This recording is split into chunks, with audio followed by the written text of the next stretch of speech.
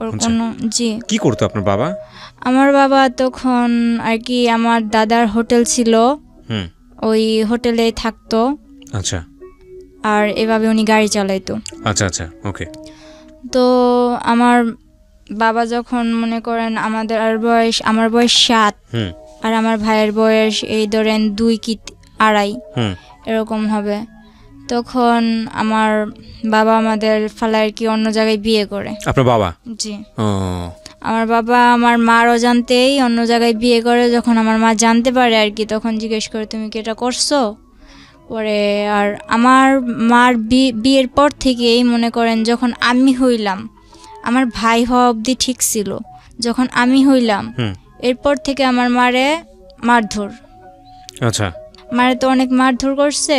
এরপর এরকম করে সংসার চলতেছে। আমার ভাইয়ের যখন 2 থেকে 2.5 বছর বয়স, আমার ধরেন 7 বছর বয়স, তখন আমার মার পারতেছিল না। এর মধ্যে আবার শুনছে যে বিয়ে করছে, তো আমার মার তো থাকার আর কোনো প্রশ্নই আসে না।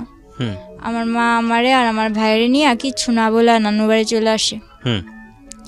এরপর আব্বু মনে করেন বিচার টিচার ডাকাইছে যে ও চলে যাবে কেন, ওরে বলো যে না যাইতে।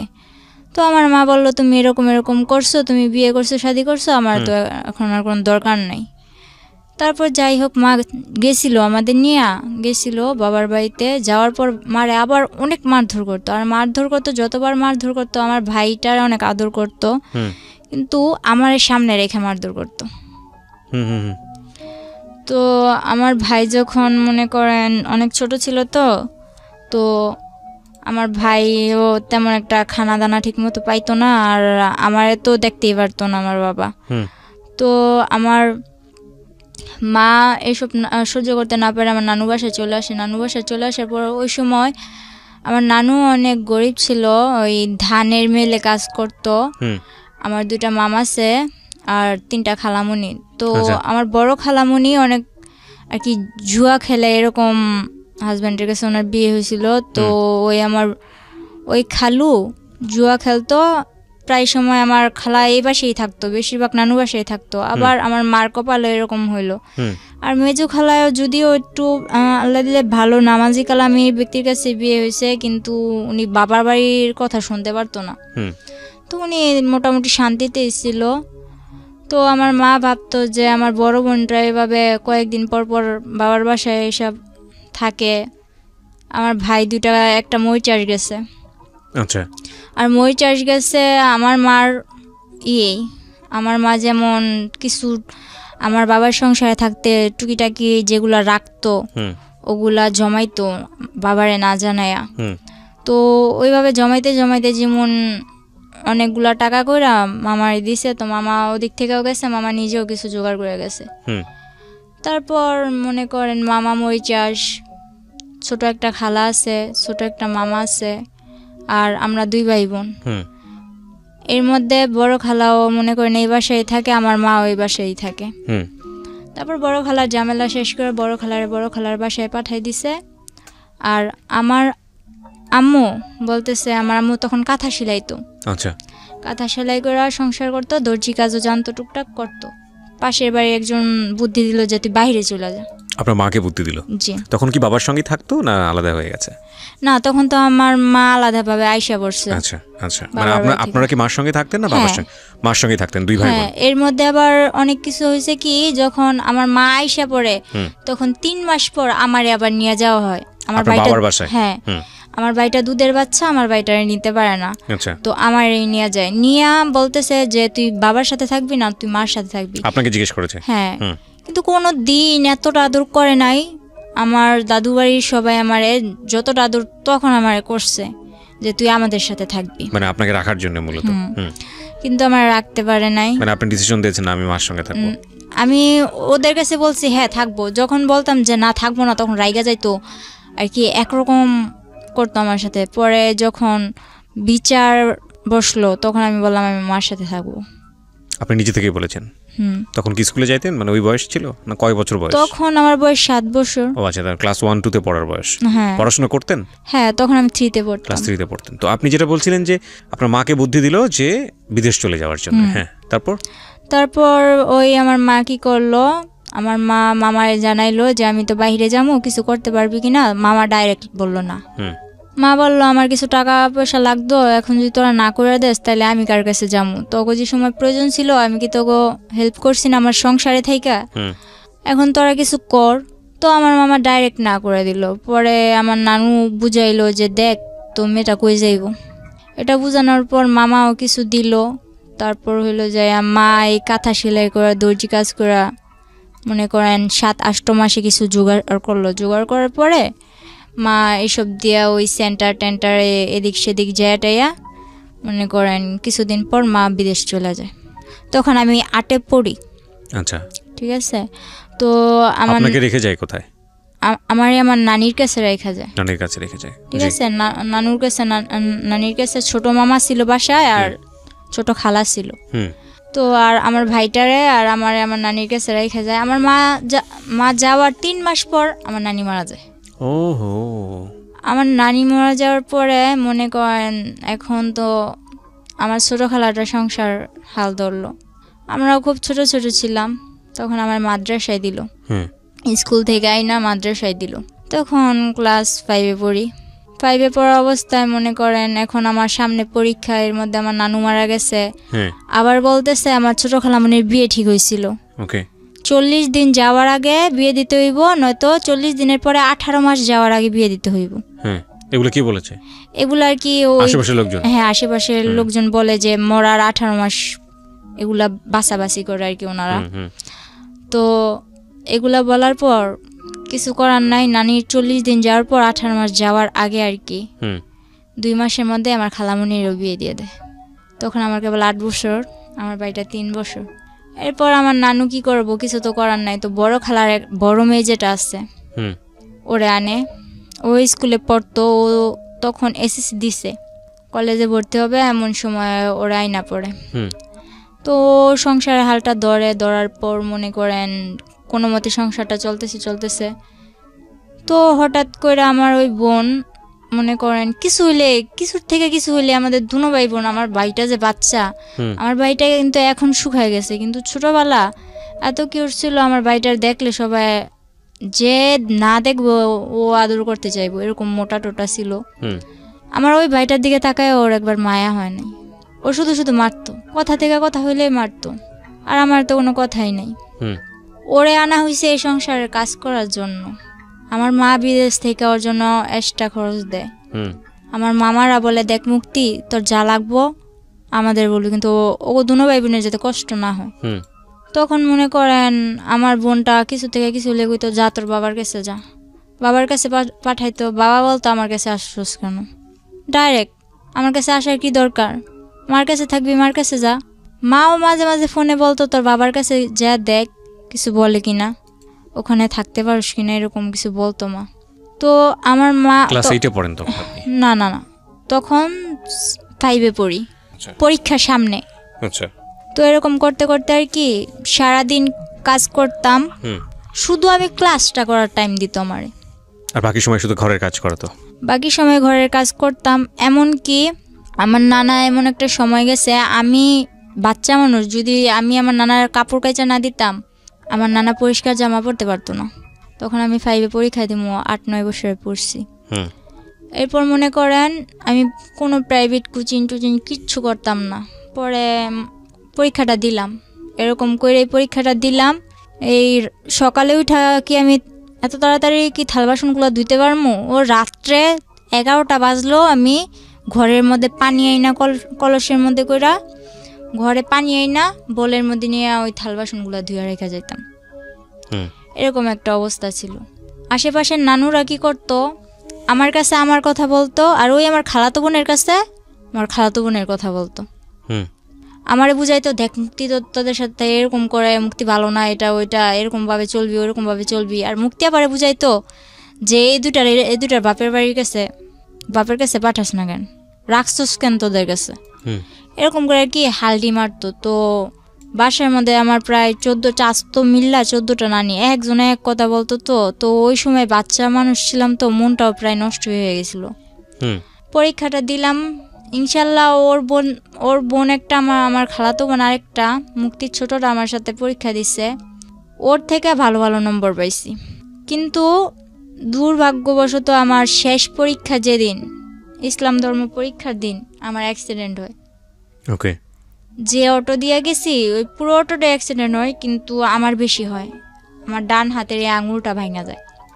ভাঙা যাওয়ার কারণে আমি সবটাতে ভালো পাইলেও ওই পরীক্ষাতে আমি কিছুই পাই নাই। তো বাসায় এগুলা নিয়ে অনেক কিছু হয়েছে, যে পরীক্ষায় ফেল গেছে, এটা গেছে, ওইটা গেছে। তো আমার মারে বলতো কি যে আমি আমার মার সাথে কথা বলতে চাই না। কিন্তু আমার মা যখন জিজ্ঞেস করতো যে আমার মেয়ের কাছে দে, ছেলের সাথে তো কথা বলেই, ও তো বাচ্চা মানুষ, ও কি বলবো। কিন্তু আমি তো বুঝি, এজন্য আমার সাথে কথা বলতে দেয় না। এরকম করে অনেক দিন গেল। যাওয়ার পর আমার আলিটেক মাদ্রাসায় দেওয়া হইল। মাদ্রাসায় থাইকা পড়মু। তো ওখানে থাইকা পড়তাম, কিছুদিন পড়ালেখা করলাম ওখানে থাইকা। তো ওখানে একটা ছেলে দেখতাম কি মাদ্রাসার বিল্ডিংয়ের কাজ করতো। তো আমার ব্যাপারটা উনি কিছু কিছু হয়তো কারো কাছ থেকে জানছে, যে আমার মা বিদেশে এরকম ওইরকম। আগে আমার অনেক জিজ্ঞেস করতো, আর এখন আমি এরকম দেখতেছেন। তখন কিন্তু আমার 12 বছর বয়স যখন, তখন আমি পুরো একটা, ধরতে গেলে আমার ভুটকি ছাড়া কেউ কথা বলতো না, এরকম আমি একটা মেয়ে ছিলাম, একটা হাতির মতো ছিলাম।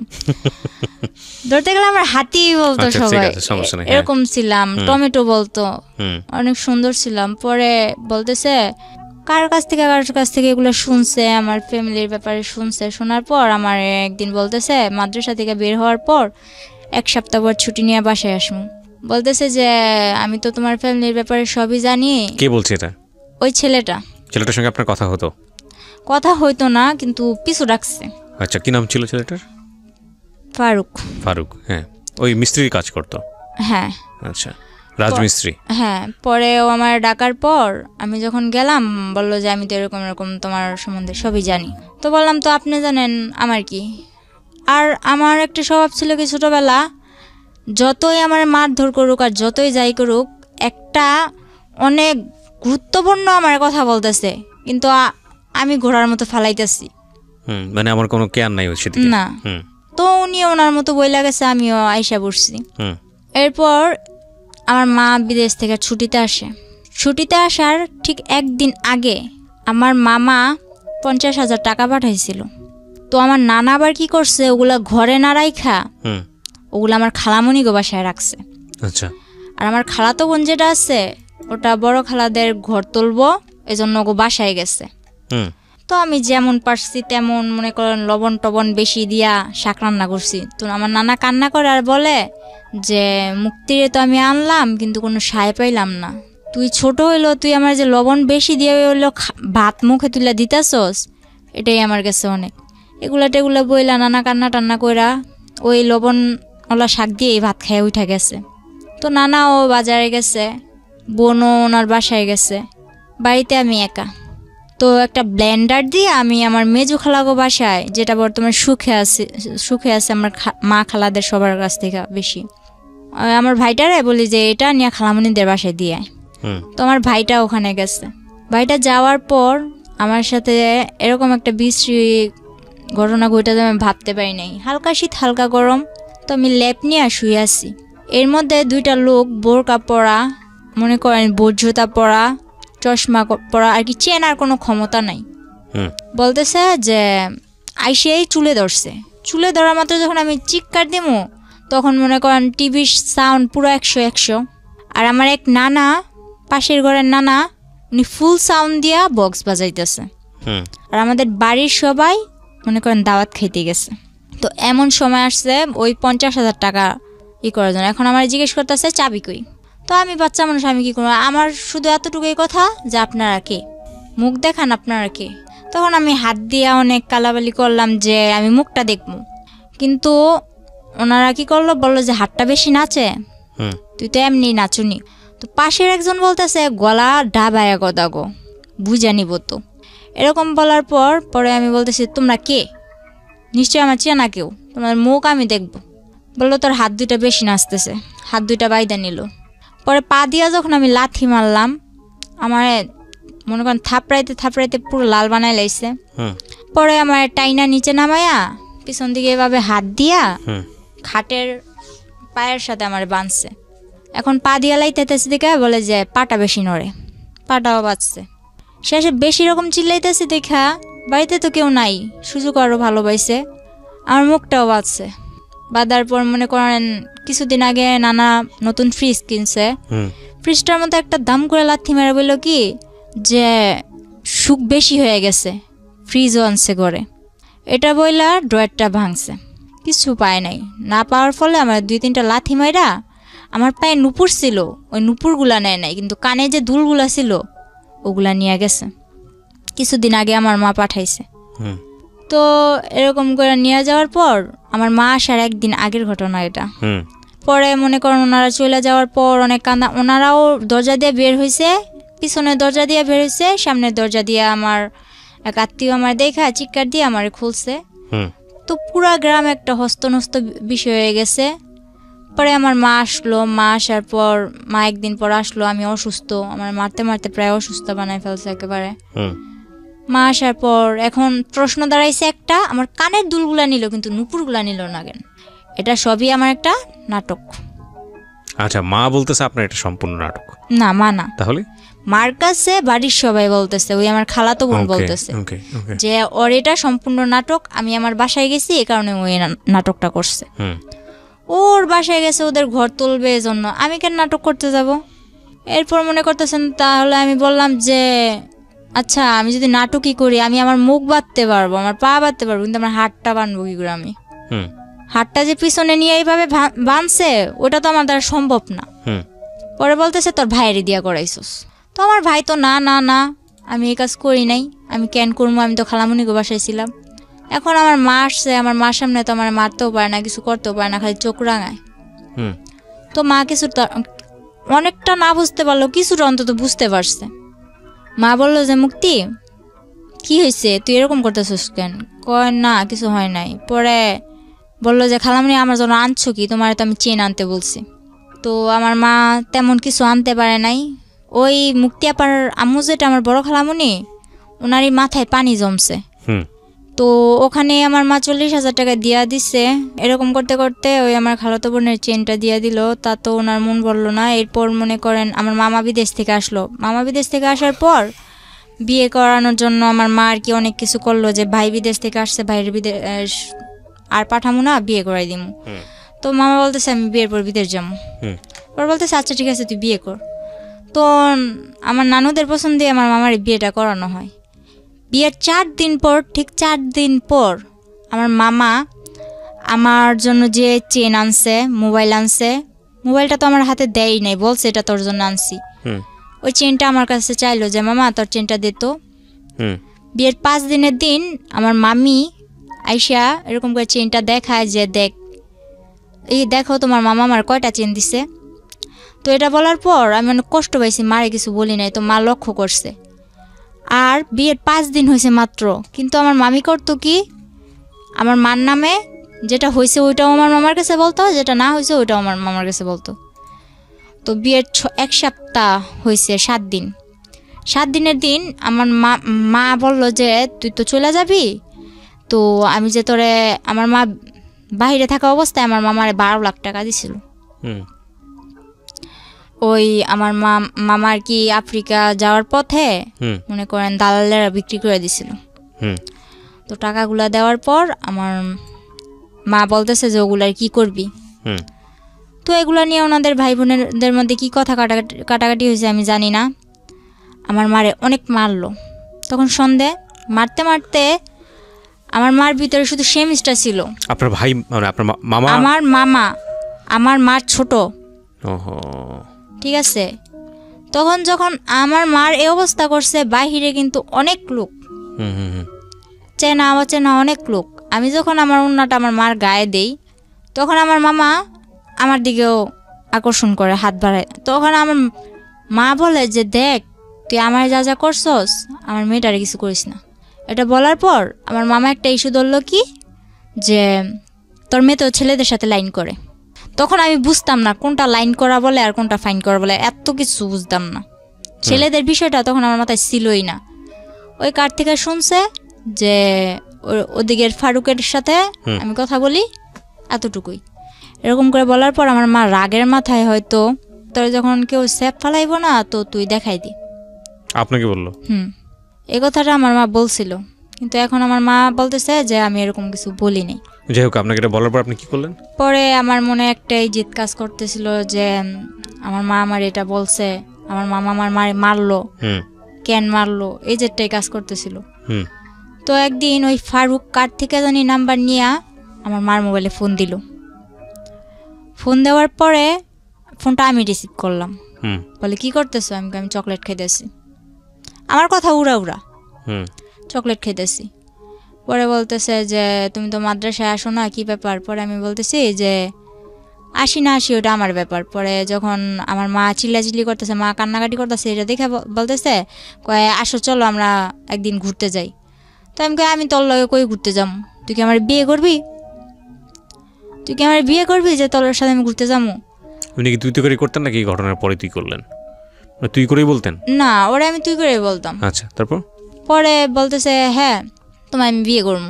তো আমি বললাম আচ্ছা ঠিক আছে রাখ, এতটুকুই। তো ও এই কথাটারে মনের ভিতর গাইথা নিছে যে তুই কি আমার বিয়ে করবি, কিন্তু আমি কিন্তু এত কিছু মনে করিনি।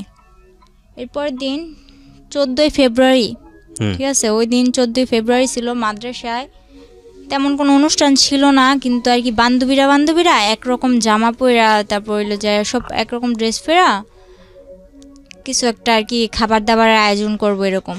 তো 14ই ফেব্রুয়ারির দিন আমি বাসা থেকে বের হই। মনে করেন মোটামুটি আমার হাতে আংটি ছিল, ব্রেসলেট ছিল, পায়ের নুপুর, পায়ের আংটি, গলায় চেন, দুল এসব ছিল স্বর্ণের। তো এগুলা পয়রা টয়রা বের হয়েছি। তো আমার মার, আমি একটা মেয়ে, আমার মার তো অনেক আউস আছেই না। তো আমি অনুষ্ঠানে যাইতেছি, আমার মা নিজের হাতে আমার সাজাই দিছে। তো যাওয়ার সময় আমি আমার মার কাছে টাকা চাই। আমার মা বলে যে টাকা নাই। আমার মার আবার মামা মারার পর দাঁত ব্যথা হয়ে গেছিল, বলতেছে 500 টাকা আছে, এই টাকাটা নিয়ে আমি যাম, ডাক্তার কাছে যাম। তো আমি বললাম আমি এটা নিয়ে যাম। মা বললো না। তো আমি বলতেছি আমি এটা নিয়েই যাম। মা বলতেছে না, এটা বলে মা মাঠে গেছে। তো মাঠে যাওয়ার পর আমি ওই টাকাটা নিয়ে মাদ্রাসায় যাই। মাদ্রাসায় যাওয়ার পর ওখানে তেমন কিছু হয় নাই। মাদ্রাসায় যাওয়ার পথে ওই ফারুক বলতেছে কি হলো তোমার গাল টাল এরকম লাল কেন? পরে বলতেছে গাল টাল লাল কেন? এর আগের দিন আবার মার সাথে ঝগড়া লেগে আমার খালামুনি আমার 2-3টা থাপ্পড় দিছিল। কোন ক্লাসে পড়তেন তখন আপনি যখন এগুলো? তখন আমি 6-এ। এত অল্প বয়সে? আচ্ছা, 6-এ। পরে মনে করেন 7-এ প্রায় উঠমু। তখন ও কি করলো, ফেব্রুয়ারি দিকে ও বললো যে চলো কই তোমার ডাক্তার কাছে নিয়ে যাম। তো আমি বললাম ডাক্তার কাছে যাবো। তখন ওই সময় আবার আমার মা, মনে করেন তখন আমার মা দেশে ছিল কিন্তু বাইরে যাওয়ার উদ্দেশ্যে। তো আমার মা বলতেছে যে আমি তো চলে যাবো, তুই তাড়াতাড়ি চলে আসিস। তো বলতেছে যে চলো। তো আমি বললাম যে কই যাবো? কই ডাক্তার কাছে। তো আমার একটা অভ্যাস ছিল কি ছোট থেকে, আপনি আমি চিনি না জানি না, আপনি যদি বলেন যে আয় ঘুরতে যাবো, ঠিক আছে আমি ঘুরতে যাবো, আপনি যেই হন ঘুরতে তো নিয়ে যাবেন। পরে মনে করেন এরকম করতে করতে ও 2-3 বার বলার পর ওই 14ই ফেব্রুয়ারির দিনই ও আমারে বললো যে তুমি আসো। তো আসতে বললো। এরপর আমার কিচ্ছু মনে নাই। ও নাকি ও আমার নিয়ে যাওয়ার পর আর কি বলছে যে আমার ডাক্তারের কথা বলে ও নিছে, কিভাবে নিছে, কোত্থেকে নিছে এটাও আমার মনে নেই। ও আমার নিছে যখন আমি গাড়িতে, তখন আমি ওরে বলতেছি যে কিরে তুই আমার কই আনছস, আমি এখানে কেন? তো গাড়ির মধ্যে আমি অনেক বড় একটা চিল্লাচিল্লি আর কি মানুষ জড়ো করে নিছি। তখন আমি কক্সবাজারের ওদিকে আমার নিয়ে চলে গেছে, কক্সবাজার অবধি, কিন্তু আমার হুঁশ নেই। ডাক্তারের কথা বলে আপনাকে কক্সবাজারে নিয়ে যাচ্ছে। কিন্তু আমি যে গাড়িতে উঠছি এটাই তো আমার মনে নেই। কিছু একটা খাইয়েছে আপনাকে? কি করছে তাও আমি জানি না। আচ্ছা। পরে মনে করেন আমার যখন আমার সজ্ঞান আসে যে আমি ওর সাথে এত দূর কেন বা রাত্র হয়ে যাইতেছে, আমার মা তো টেনশন করবো। তখন কিন্তু আমার হাতে একটা ফোন ছিল, কেউ জানতো না, আমার মাও জানতো না। তখন আমি FM শুনতাম। ওই ফোনটা কেউ জানতো না আমার কাছে আসছে, এমনকি আমার মাও জানতো না। পরে ওই ফোনটা দিয়ে আমি গেমস খেলতাম, সিম টিম কিছু ছিল না। তো সিম টিম কিছু ছিল না, একটা মার সিম ছিল। মার সিম থাকাতে যে আমি মার থেকে নিছি যে মা এই সিমটা আমার দরকার, কারণ সিম ছাড়া আমি FM শুনতে পারতেছি না। তো ফোনের এত কিছু বুঝি না, ওই FMটাই শুনি আর করি, গেমস খেলি। এরপর ওই মোবাইলটা ছিল আমার সাথে, পরে বলতেছে তোমার সাথে মোবাইল আছে, মোবাইলটা দাও। মনে করেন জোরাজুরি করে এক পর্যায়ে আমার থেকে ওই মোবাইলটাও নিয়ে নেয়। পরে আমি যখন চিল্লাচিল্লি করে মানুষ জড়ো করি, তখন ওর বাসায় ফোন দিয়া কিভাবে কি ম্যানেজ করলো জানি না, ওর বাসার লোক বলল যে আমি ওর খালামণির মেয়ে, রাগ কইরা চলে আসছি ঢাকা, আমার নানু বাড়ি, রাগ করে চলে আসছি। এখন উনি আমার মা বলতেছে, ওর খালামণি বলতেছে যে ওর খালামণি আমার মা, ওর মা এখন বলতেছে যে আমার যাইতে দিতে।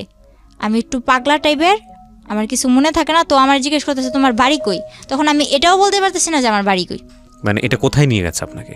এটা তখন কক্সবাজার। কক্সবাজার কার বাসায়? গাড়িতেই। ও গাড়ির মধ্যেই? হ্যাঁ, গাড়ির মধ্যেই আমি চিল্লাচিল্লি শুরু করছি আমার কই নিয়ে আলি। আচ্ছা, ও গাড়ির লোকজনদেরকে বলতেছে? আচ্ছা।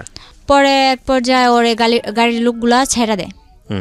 ছেড়ে দেওয়ার পর চকরিয়া ওর খালাতো ভাই রুবেল ওর বাসায় নিয়ে মনে করেন আমার 2 ঘন্টাও রাখতে পারে না। আমার পাগলামানি দেখে কি আমি বাসায় যাবো, আমি বাসায় ফোন করবো। তখন তো আপনি জানতেন না যে আপনি কই যাচ্ছেন, কোথায় যাচ্ছেন? হ্যাঁ, তখন ওটা কোন জায়গায় এটাও জানতাম না, কিন্তু ওরা কি বলতেছে আমি কিছু বুঝতেছি না। আমি খালি হা করে তাকায় থাকতাম।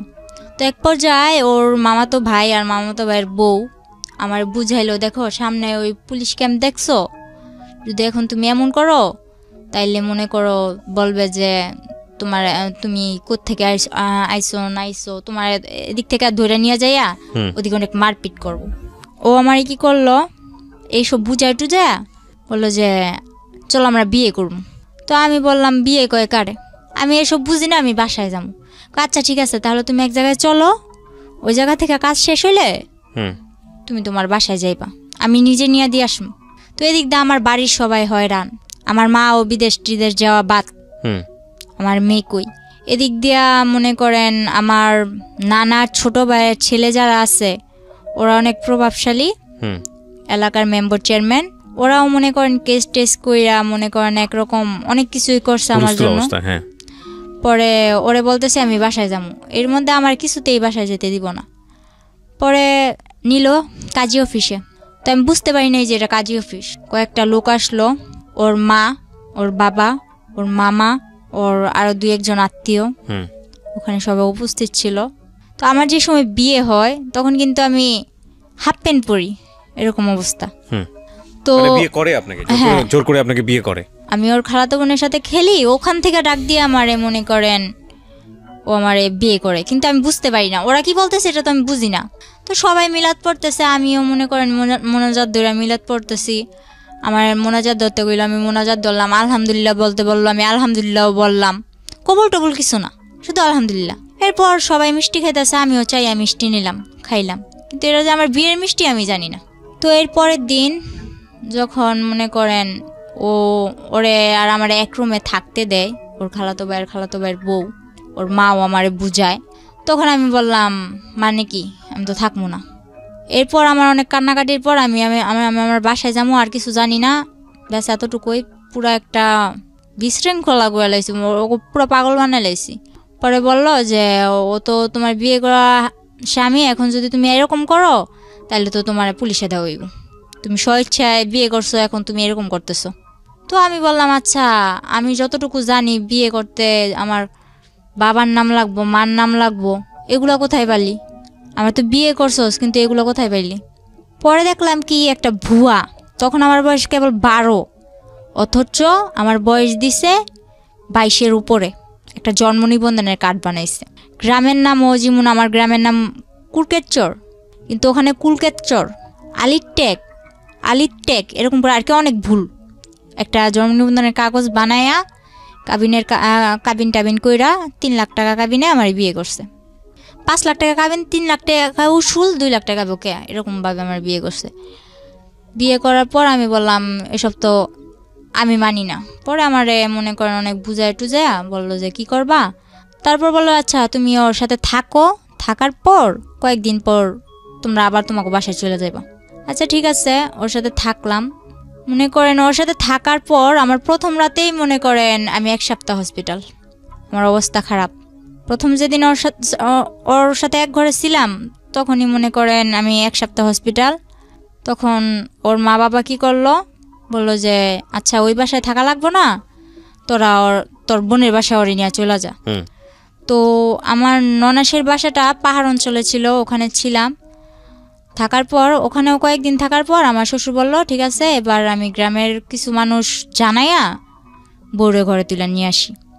তো এগুলো করার পর গ্রামের কেউ মানে না, যে ও না জানায় বিয়ে করছে, ও বউ ঘরে তুলতে পারবো না, এটা ওইটা। তো আমার শ্বশুর কেউ না জানাই আমার ঘরে তোলে, কেউ জানে না। পরে এক পর্যায়ে যখন আমার ঘরে তোলার পরে আর এখন আমার শাশুড়িও মানতে পারে না।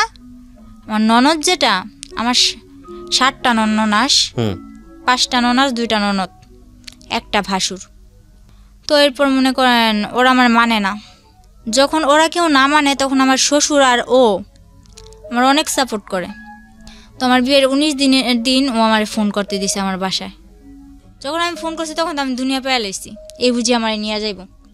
তো আমি ফোন করার পর যে ঠিকানা দেই, ওই ঠিকানা দেওয়ার পরে মনে করেন ওরা আমার ওই জায়গা থেকে আবার অন্য জায়গায় সরায় নেয়। ওরা অন্য জায়গায় ঠিকানা দিলে আবার ওই জায়গা থেকে আবার আরেক জায়গায় সরায় নেয়, এই অবস্থা। তো আমার বাড়ির লোক ওই চট্টগ্রাম পুরা ভাইজা খাইছে আমার জন্য, কিন্তু কিছু আমার খুঁজে পায় নাই। পরে এক পর্যায়ে আমার বাড়ির লোক বলতেছে তুই তো মিথ্যা কথা বলস, তুই তো মিথ্যা বলছস, তুই চট্টগ্রাম নাই, তুই অন্য জায়গায় আসছস।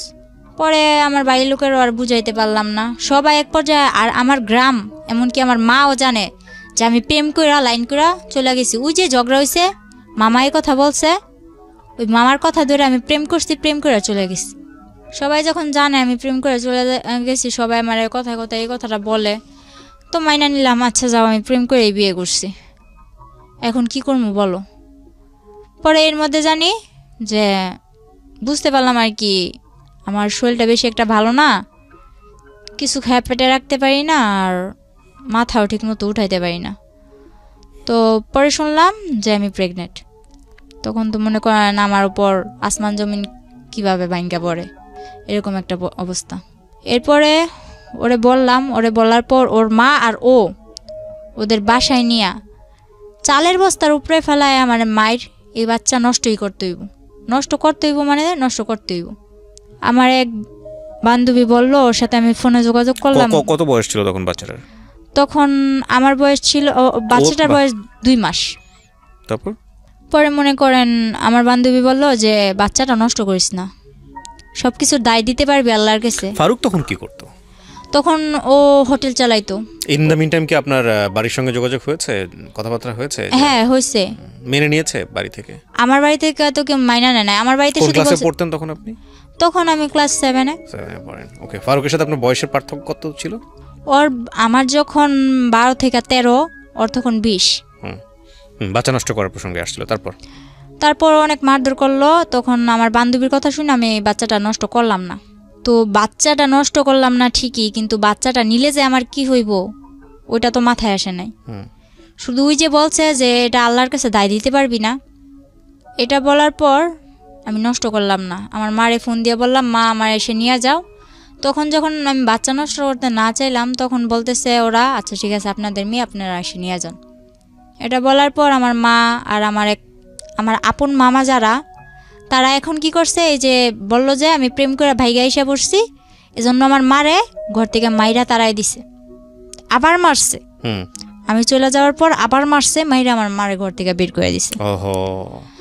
তো বাড়ির পাশে আমার এক চাচাতো নানা ছিল, আমার নানার ফুফাতো ভাই আর কি। তো ওই নানা আমার মারে জায়গা দেয়। জায়গা দেওয়ার পর ওনাদের ঘরে আমার মা থাইকা, এর মধ্যে আমার মা কি করলো, 4 লাখ টাকা দিয়ে একটা জায়গা কিনলো। আচ্ছা। তো জায়গাটা কিনছে ওই আমারই মামা লাগে মেম্বার, ওনার থেকেই জায়গাটা কিনছে। কেনার পর আমার মা ওদিকে ঘর দুয়ার তোলার ব্যবস্থা করতেছে। এর মধ্যে আমার আব্বু আবার আস্তে আস্তে আসার চেষ্টা করতেছে। পর মনে করেন আমার আব্বু প্রায় বলতেছে যে মেয়ে চলে গেছে, আমি আসি, এটা ওইটা। তো আমার মা বলতেছে না লাগবে না। আর মা যখন এটা বললো তখন বললা, আচ্ছা ঠিক আছে লাগবে না, তো আমার যাতে আর দরকার না পড়ে।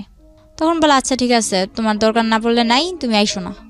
পরে আমার মামা মনে করেন মারে মারধর করে বাড়িতে করে দেওয়ার পরে মা ওই মামাদের ওই নানাদের বাসায় উঠা জায়গা কিনলো, ঘর দুয়ার তুলতেছে। ঘর যখন উঠাবে এখনো ঘরের কিছুই করে নাই, শুধু চালটা দিছে। ওই সময় আমি ফোন দিয়ে বলতেছি আমার এসে নিয়ে যাও। তখন আমার নিয়ে আসে, নিয়ে আসার পর বলতেছে যে ওখানে যাইয়া আমার শ্বশুর শাশুড়ি বলল যে আমার মেয়ের যে স্বর্ণ গয়নাগুলো পরানো ছিল ওগুলা কই। তখন ওগুলা তো সম্ভবত আমার শাশুড়ি নিছে। তো আমার শাশুড়ি নিছে, আমি বললাম যে আমার শাশুড়ির কাছে। তো আমার শাশুড়ি বলল কই, আমার কাছে এগুলো কিছুই দেয়নি। মা আমার নিয়ে আসা পরে, মা নিয়ে আসা ওই রাইতে আমার বলতেছে, যখন বুঝতে পারলো যে আমার কিছু একটা অন্যরকম, তখন বলল তুই বাচ্চাটা নষ্ট করে ফেল। বললাম যে আমার যে বাবু হইব তুমি জানলা কি করে? কয় আমি বুঝতে পারি, আমি তোর মা, তোর থেকে আমি হই নাই, আমার থেকে তুই হইছস। পরে মাও বলল এই কথা। মা এই কথা বলার পর আমি ফারুকরে কল দিলাম। কল দিয়া এক রাইতে বললাম এখন এসে আমার নিয়ে যান, আমি ভাড়া বাসায় থাকবো, কিন্তু আমি বাচ্চাটা নষ্ট করব না। বিয়ে তো মানুষের বারবার হয় না। তো আমার বিয়ে যখন হয়েই গেছে আর সবাই জানে যে আমি প্রেম করে বিয়ে করছি, ভাইগা যায় বিয়ে করছি, তো সবাই যেটা জানে জানুক, কিন্তু আমি বাচ্চাটা নষ্ট করবো না। আপনি আমার বিয়ে করছেন, এটা আপনার বাচ্চা, আপনি এসে আমার নিয়ে যান। ডিটারমিন ছিলেন একদম। তো তখন আমার বয়সও অল্প ছিল। আমার মা কি করলো, যেদিন ফারুক আসলো এর পরের দিনই কিন্তু ফারুক চট্টগ্রাম থেকে রওনা দিছে। আসার পর আমার নিতে আসছে ওর এক বন্ধুরে নিয়ে। নিতে আসার পর মা কি করলো, কিছু আয়োজন করে ওরেও খাওয়াইলো, বলল যে তুমি চলে যাও, আমার মেয়ে তো দিব না। তখন আমি বললাম যে আমি চলে যাম। তখন মা কি করলো, বাচ্চাটা নষ্ট করার জন্য আমারে পিল খাওয়াইলো। আমার গরম পানি করে খাওয়াইতে চাইছে অনেক জোরাজুরি করে, তো আমি গরম পানি করে খাই নাই। তারপর যখন এক পর্যায়ে আমার সাথে ধস্তাধস্তি করতেছে, পরে বললাম আচ্ছা খাবো, কিন্তু আমার ঠান্ডা পানি দিয়ে খাও। কিন্তু তখন আমি জানতাম না গরম পানি দিয়ে খেলে কী হয়, ঠান্ডা পানি দিয়ে খেলে কী হয়। কিন্তু আমি গরম পানি খামো না, তো আমার ঠান্ডা পানি দিয়ে খাও। ঠান্ডা পানি দিয়ে খাওয়াইলো, কিছু হইল না। তো ওই রাতটা থেকে পরের রাত্রে আমরা আবার বাসে উঠলাম, শ্বশুরবাড়িতে যাই হোক শ্বশুরবাড়িতেই থাকবো। তো গেলাম, যাওয়ার পর ওখানে মনে করেন 3-4 মাস ভালোই কাটলো। কিন্তু আমার শ্বশুরবাড়িতে আমি ছোট অক্ষে সংসারের হাল ধরেন সবটাই ধরছি। সারাক্ষণ গরুর গোয়ালে পড়ে আছি, 4-5টা গরু পালতেছি, মুরগি তো মনে করেন খোয়ার ভর্তি মুরগি, হাঁস, গরু, ছাগল সব কিছু করতেছি। তো এর মধ্যে করলো কি, আমি বললাম যে আমি পড়বো, আমি পড়ালেখা করতে চাই। এ কথাটা আজও পর্যন্ত কেউ জানে না, এই যে আজকে আমি বললাম। আমার মা হয়তো শুনতেছে, আমার মাও জানে না। ও আমার এই স্কুলেও ভর্তি করাইছে, ঠিক আছে, ওর বোনের সাথে আমার স্কুলেও ভর্তি করাইছে। তো স্কুলে ভর্তি করানোর পর ওখানে আমি ঠিকমতো ক্লাস করতে যাইতে পারতাম না, যেহেতু আমার বাড়িতে সংসারে কাজ করা লাগতো। আমি রান্না বান্না করতাম, রান্না বান্না করে গরুর কাজ করতাম, সংসারের যাবতীয় যা কাজ করে যদি সময় পাইতাম তাইলে আমি ক্লাস করতে যাইতে পারতাম। তো ওই সুখটা আমার কপালে বেশি দিন সয় নাই। মনে করেন কিছুদিন পর এই কাজ নিয়ে একটা ঝগড়া হইলো আমার ননদের মধ্যে। আর আমার ননদ অনেক ছেলেদের সাথে মনে করেন ফোনে কথা বলতো, আবার টেসবুক এসব চালাইতো। তো ছেলেদের সাথে ওর অনেক ঘনিষ্ঠতা ছিল। পরে ও দোষ করতো, কিন্তু দোষগুলো আমার উপরে চাপাই দিত। আমার হাতে মোবাইল দিছিল তখন, ফারুক আমার হাতে একটা মোবাইল দিছে, ও বাইরে থাকলে আমার ফোন টোন দিত। তো কিন্তু আমি মোবাইলের কিছু বুঝতাম না। তো আমি বললাম কি যে তুমি যে আমার দোষটা পাও, তুমি পাইছো কি? যখন আমি একটু কড়াভাবে আমার ননদের আমি ধরলাম, তখন আমার ননদ আমার মারলো। ননদ আর শাশুড়ি মিলে দুইজনই মারলো। এদিক দিয়ে আমি কিছু খাইতে লইতে পারি না, শুকায় কাট হয়ে যাইতেছি। আমার তখন 5-6 মাস হয়ে গেছে, বাবু হবে কাছে আইছে ডেট। এর মধ্যে ওরা আমার মারধর করে আর কি, সহ্য করতে পারছিলাম না। পরে এর মধ্যে আমার ফুফাতো বোন যেটা আছে, এটা আমার জামাইয়ের সাথে মনে করেন যোগাযোগ করা শুরু করলো। আমার ফুফাতো বোন, আমার বাবার সাথে আমাদের কোনো পরিচয় নাই, কিন্তু আমার ফুফাতো বোন যোগাযোগ করে। পরে কি করলাম, মারে বললাম মা আমি বাসায় চলে যাব। পরে ফারুক আইসা আমার যে সময় আমার 4 মাস শেষ, 5 মাসে পড়বো, এমন সময় ফারুকে আবার আমার বাসায় দিয়া যায়। এই দিয়া যাওয়া, আর কোনো খবর পাত্তা কিচ্ছু নাই। আমার বাবু হওয়া অবধি, আমি আমার বাবু হওয়ার 3 মাস পর শ্বশুরবাড়ি গেছি, এ অবধি না 2 টাকা খরচ, না আমার কেউ দেখতে আসা, না কোনো কিছু। মা তো মনে করেন এদিকটা আমারে একটার পর একটা খোঁটা দিয়েই যাইতেছে। সবাই দেয়, প্রেম করে বিয়ে করছো, এখন কে লেগে এরকম হেলা করবো? তো প্রেম করে বিয়ে করছি না কি করে বিয়ে করছি ওটা তো তোমরা কইলেও বিশ্বাস করতেছো না। তো যা কর ওনারা ওনার মতো কয়া যায়, আমিও আমার মতো শুনি। তো ফারুকরে বললাম যে এবার কি করবা, আমার তো তোমরা কেউ দেখতে আসো না, আমি কি করবো বলো, আমি কি জবাব দিব? তো এক পর্যায়ে ও বলল যে তোমার কিছু জবাব দেওয়া লাগবো না বাবু, আমি আসবো। তো হঠাৎ করে একদিন বললো আসবো, ঠিক আছে ও আসলো। ও যেদিন আসলো তখন ওই দিনই, ঠিক ওই দিনই আমার বাবু হইব। তো ওই দিন আমার ডেলিভারি হইলো। ডেলিভারি হওয়ার পর ও আমার মার হাতে, আমার ডেলিভারি হওয়ার সময় প্রায় খরচ গিয়েছিল 12-13 হাজার টাকা, কিন্তু ও আমার মার হাতে খরচ দিল মাত্র 2,000 টাকা দিয়া। পরে বলতেছে যে আমি এবার আমার বাসায় যাওয়া লাগবো। শুধু মেয়েটার মুখ একবার দেখা বাসায় আনার পর ও মেয়েটার মুখ দেখা ও বলে এবার আমার বাসায় যাওয়া লাগবো। তো ঠিক আছে, ও বাসায় গেল। বাসায় যাওয়ার পর আমার বলতেছে যে মিষ্টির জন্য টাকা পাঠাও, বাবু হয়েছে মিষ্টির জন্য টাকা পাঠাও। তো মা বলতেছে তাহলে তুমি যখন মিষ্টির জন্য টাকা চাইতে পারো তাহলে তোমাকে ওই দিক থেকেও তো মিষ্টির জন্য টাকা পাঠাইবো, তো ওগুলা দাও। মা বলল যে তো ওগুলা দাও, বলে না আপনি পাঠান। তারপর মা বলতেছে তুমি যেগুলা দিয়ে পাঠাইবা বিকাশে পাঠানোর দরকার নাই, তুমি ওগুলা দিয়ে ওদিকে দিয়ে দাও, আর তুমি যেগুলা দিতা ওগুলা আমি আমার এদিক থেকে এগুলা দিয়ে মিটমাট করে দিই। এগুলা বলার পর মার মধ্যে ওর মধ্যে অনেক কথা কাটাকাটি হয়েছে। আমার বাবুর যখন 3 মাস বয়স, পরে ও আসলো 2 কেজি মিষ্টি নিয়ে ওর বাবারে নিয়ে আসছে, অথচ আমার বাড়ি থেকে ওর 20 কেজি মিষ্টির দাম পাঠানো হয়েছে।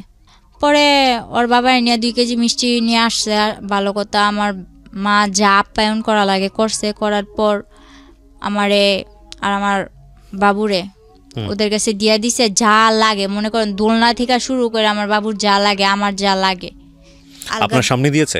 হ্যাঁ হ্যাঁ। কেমন লাগছিল এই মুহূর্তে, জীবনের প্রথম বাচ্চা? তো আমি আর কি, আমার যে বাবু হয়েছে, আমার বাবু কিন্তু আপনার বয়স কত ছিল এই সময়টাতে? তখন আমার বয়স 14। বুঝতেন মা তো সার্বজনীন, মার আবেদন তো সার্বজনীন, সেটা যে বয়সই হোক না কেন? এতটা বুঝতাম না, কারণ আমি জানতাম এটা একটা বাবু, কিন্তু এটা যে আমার মেয়ে, আমার বাবু, এটা যে আমার একটা অংশ, ওগুলো এত কিছু না। তবে বাবুটা হাত পা নাড়ায় আমার সাথে খেলে, বাস এতটুকুই, আর কিচ্ছু না। আর এর মধ্যে আমার সমস্যার কারণে আমি আমার মেয়ের বুকে দুধটুকুও খাওয়াতে পারিনি। তো আমিও হাসতে খেলতে খেলতে, যে 3 মাস ছিলাম তখন তো আমার মেয়ে কিনা জন্মের পর থেকে ওরে যে হসপিটাল থেকে বাসায় নিয়ে আসছে, বাসায় নিয়ে আসার পর থেকে তো ওরও কোনো খোঁজ নাই, আমারও কোনো খোঁজ নাই। ও ঘুমাইতেছে আমার মার কাছে, আমি কাত ফিরা অন্য দিকে ঘুমাইতেছি। এটা যে আমার মেয়ে কোনো দেখশন নাই, বুঝতামই না। তো 3 মাস তো এভাবে হেসে গেলে কাটাই দিলাম। ওখানে যায় যে আমার জন্য কি অপেক্ষা করতেছে ওটা তো আমার এত কিছু মাথায় ছিল না। বললাম হ্যাঁ শ্বশুর বাড়ি যামু, মেয়ে হয়েছে শ্বশুর বাড়ি যামু। তো গেলাম, আমার মা একেবারে সুষ্টা অবধি আমার দিয়ে দিল যা লাগবো। আমার জন্য ট্যাং, আমার মেয়ের জন্য ওই 7 মাস অব্দি যা খাবার লাগবো আমার মেয়ের সব খাবার আমার মা, দুধের ডিবি টিবি যা লাগে সব কিনা দিছে। ওই বাড়িতে যখন পাটা রাখছি, রাখা মাত্র আমার শাশুড়ি কি করলো, কি আনছে পর যা নিছি আর কি, শুধু দোলনাটা ঘরের মধ্যে ঝুলাই দিছে, এই বিনে আর একটা সুতাও আমি চোখে দেখিনি। আমার মা 22,000 টাকা খরচ করে আমার মার গলার চেন বিক্রি করে আমারে এত সব কিছু কিনাকিটা দিল, কিন্তু আমার মার চেন বিক্রি করার মূল্য রইল কি? আমি তো কিছুই পাইলাম না যাইয়া, শুধু দোলনাটা ঝুলাই দিছে মাঝোটে। পরে আমার মেয়েটারে আমি তবু অনেক চেষ্টা করছি, একটু মা বলছে যে বুকে দুধ খাওয়ানোর সুতা দিয়া তুই একটু রেস্ট নিতে পারবি, আরামে থাকতে পারবি। তো যখন আমি বলতাম যে আমার বাবুরে দুধ খাওয়াইতে হইব, তখন বলতো না দুধ খাওয়াইতে হইব না। ওনারা ওই তখন আমার মেয়ে কি খাইতো, ল্যাকটোজেন 2 না 3 খাইতো এরকম আর কি। ওইসব দুধের ডিবি টিবি নিয়ে ওনাদের কাছে তো ওগুলো কবজা। আমার মেয়ের কি দিত, সাগুদানা আছে না, সাগুদানা ভিজায় রাখতাম পানি দিয়া, পরের দিন সকালবেলা উঠে ওগুলো জাল দিয়া সারাদিন খাওয়াইতাম। আর আমি সারাদিন থাকতাম মাঠে। আমি বললাম যে আমি শুনছি 5-6 মাসের বাচ্চা গো আলাদা আলাদা ফলের রস খাওয়ায়, দুধ খাওয়ায়, এটা খাওয়ায়, ওইটা খাওয়ায়, ডিম খাওয়ায়, নুডলস খাওয়ায়, কিন্তু আমার মেয়ে তো ভাত খাওয়াইতেছে। হুম তো আমার মেয়েও মাশাল্লাহ শিখা গেছে ভাত খাওয়া। তো আমি ওর বাবার জানাইলাম যে এভাবে কি চলে, আমি সারাদিন মাঠে থাকি বাড়ির বউ হইয়া, আর আমার মেয়েটা এভাবে থাকে, আমি তো এভাবে পারতেছি না। তো আমি আমার বাসায় জানাইলাম, বাসায় জানানোর পর আমার মা, এর মধ্যে আমার মা বাহিরে চলে যায়। হুম আমার শ্বশুর বাড়ি দেওয়ার পর মা বাহিরে চলে যায়। মা বাহিরে চলে যাওয়ার পরে আমার ভাইটারে ওই আমার নানার কাছে দিছে, মাদ্রাসায় পড়ে, সারাদিন মাদ্রাসায় থাকে, রাত্র হইলে আমার নানার কাছে আসে। তো মারে বললাম, মা আমি তো এখন এভাবে থাকতে পারতেছি না, তুমি কিছু একটা করো। তো মা বাহিরে যাওয়ার পর, সৌদি আরব যাওয়ার পর, মা ধার করে আমারে 95,000 টাকা দেয়। হুম মূলত 80,000 টাকা দেয়, আমার নানা নিয়ে দিয়ে আসছিল। হুম 80,000 টাকা দেওয়ার পর ওই টাকাটা আমার শ্বশুরের হাতে দিলাম যে আমার ঘর তুলে দেন, আমি এভাবে এক ঘরে থাকতে পারতেছি না, আমার সংসার নিয়ে আমি অন্যদিকে চলে যাবো, আমার ঘর তুলে দেন। তো আমার শ্বশুর কি করলো, ওই 80,000 টাকা নিয়ে দূরে, অনেক দূরে, আমার শাশুড়ি বাড়ি থেকে একটু দূরে, এক বাড়ি পরে আর কি, হুম আমার একটা জায়গা দিল। ওই জায়গার মধ্যে ঘরের খাম টাম গাঁথলো, মাটি টাটি বইলো, এগুলা করার পর এর মধ্যে আমার শাশুড়ি আমার দিয়া কিস্তি থেকে অনেক টাকা উঠায়, এক জায়গা থেকে 1 লাখ, আরেক জায়গা থেকে 20,000, আরেক জায়গা থেকে 30,000, এরকম করে উঠাইতে থাকে। তো তখন আমি কিস্তির বিষয়টা বুঝলাম না, আমার নিয়ে যাইতো, আমার মনে করেন গাড়ি করে নিয়ে যাইতো, ওইটা কটা সাইন টাইন দিতাম, হুম পরে আবার আসার সময় আমার কিছু খাওয়াইতো। তো এটা আমার কাছে একরকম আনন্দের ব্যাপার ছিল, বাড়ি থেকে বের হইতে পারি না, গাড়ি দা ঘুরতে যাই। হুম তো আমার দিয়ে যে কিস্তি নিতেছে, কিস্তি নিলে যে কি হইব ওইটা আমার মাথায় নাই। হুম পরে যখন আমার ঘর তুললাম, ঘর তোলার পর আমার মা ঘরের মধ্যে যা লাগে, মার থেকে টাকাই না, যা লাগে, একটা সুইচ পর্যন্ত, একটা চামচ পর্যন্ত আমার শাশুড়ি আমার দেয় নাই। আমি সব কিছু কিনা নেওয়ার পর পুরো একটা 10 বছর সংসার করলে যা না হয়, আমি সব গুছানোর মতো একটা সংসার করি। তখন আমার কাছে ভালোই লাগতেছিল। তখন আস্তে আস্তে বুঝতেছি যে এটা আমার সংসার, আমার বিয়ে হয়েছে, আমার একটা বাচ্চা হয়েছে। এর মধ্যে আমার ফুফাতো বোন যেটা আছে, ও ফেসবুকে ফেক আইডি খুইলা, ছেলেদের নামে আইডি খুইলা আমার হাজব্যান্ডরে জানাইলো কি যে আমি তো মিমরে ভালোবাসি, ওর সাথে আমার রিলেশন ছিল, এখন তো আমরা পালাই যাম। তো ফারুক তো আমি বলতে পাগল ছিল। এটা যখন বললো আমার ফুফাতো বোন, তখন তো ও পুরা রাগ আমার ওপর, কিন্তু আমারে বলে না। এরপরে কি করলো, ও আমি যখন জিজ্ঞেস করলাম, এরপর বলে যে দেখ কি বলে এগুলা। তো তখন আমি আর কি টুকটাক ওই বাংলায় যে ইংলিশগুলা লেখে না, আমি ফটর বলে দিতাম। ও যে চ্যাটিং করে না, এগুলো আমি ফটর বলে দিতাম, তুমি এটা লিখতেছো, এটা লিখতেছো। কিন্তু আমি মোবাইল সম্বন্ধে কিছু বুঝতাম না। ও মেসেঞ্জারে চ্যাট করতো, আমি বলতাম। তো আমার বলতো তুই তো সবই পারস, দেখা যায়, আয় তোরে বুঝাই। এই যে মেসেঞ্জারে এই লোকটা তোরে এই যে এরকমভাবে বলতেছে, তোর সাথে আগে রিলেশন ছিল, এখন তোরা পালাই যাবি, তো ওর সাথে যোগাযোগ, তোর হাতের মোবাইলটা আমার দিয়া লাবি, আর কেউ লোক যোগাযোগ রাখতে পারবি না। আচ্ছা হাতের মোবাইল নিয়ে নাও, মায় যদি ফোন দেয় এই মুহূর্তেই তো দিব, আমার মাই বিদেশ থেকে একটু ফোন দিব, আমি তোমার লগে একটু আমার মার লগে একটু কথা গুম, আর তো কিছু না। তো মোবাইল আমি দিয়ে দিছি। এরপর ওই ফেক আইডি দিয়ে আমার ফুফাতো বোন কথা বলতে বলতে এক পর্যায়ে আমি বলি আচ্ছা ফোন দিতে বলো ওরে। তো আমার ফুফাতো বোন কারে ম্যানেজ করছে জানি না, একটা ছেলের দিয়া ফোন করাইছে। ওই মুহূর্তে ফোন করানোর পর আমার ফুফাতো বোন যাই অশান্তি লাগাইছে, লাগানোর পর আমারে মারধর করে আমার বাসায় দিয়া যায়। আচ্ছা, অনেক মারধর কইরা। তখন আমারে মনে করেন এরকম অবস্থা করছে, আমার বাচ্চাটা ছোট ছিল, ও পাটা আছে না, শিল পাটা, আমি খাটের নিচে বসে রয়েছি, ও খাটের উপর দাঁড়ায়, ওই পাটা আমার মাথায় ছেড়ে দিয়েছিলাম। 7 দিন অব্দি আইসিইউতেও ছিলাম। আর ও যদি মারতো তাহলে বেশিরভাগ মাথায় মারতো, আর যে জায়গায় আমি কারোর কাছে বলতে পারবো না ওই জায়গায় মারতো। বলতো যে তুই যখন আমার হবি না, কার জীবনে আমি তোর যাইতে দিব না, এরকম করে আমার মারতো। তো এক পর্যায়ে আমি 7 দিন আইসিইউ থেকে আসার পর আমি এখনো বলি নাই যে আমি 7 দিন অব্দি আইসিইউতে ছিলাম। কারণ আমার মা অনেক কষ্ট পাইব। পরে আমার বাসায় দিয়া যায়, আমার মেয়ে সহ দিয়া যাওয়ার পর আমার ভাইটারে নিয়ে আমি থাকি। এদিকে আমি বাসায় এসে দেখি আমার ভাই, ছোট ভাইরে আমার ভাইয়ের হাড় নিয়ে হইছে। হাড় নিয়ে হওয়ার পর আমার ভাই বয়স অনুযায়ী বিছনায় প্রস্রাব করে দেয়। আমার বাবা, যে বাবার সাথে আমার মার কোনো যোগাযোগ নাই, আমার ভাইয়ের এই রোগটার জন্য প্রথমত আমার বড় খালারে টাকা দিছে 40,000 ওর চিকিৎসা করতে। বড় খালাই করে নাই। মেজু খালাও ছিল, ও ওনাদের বাসায় গেলে ভালো মন্দ কিছু খাওয়াই দিত আমার ভাইটারে, ব্যাস এতটুকু।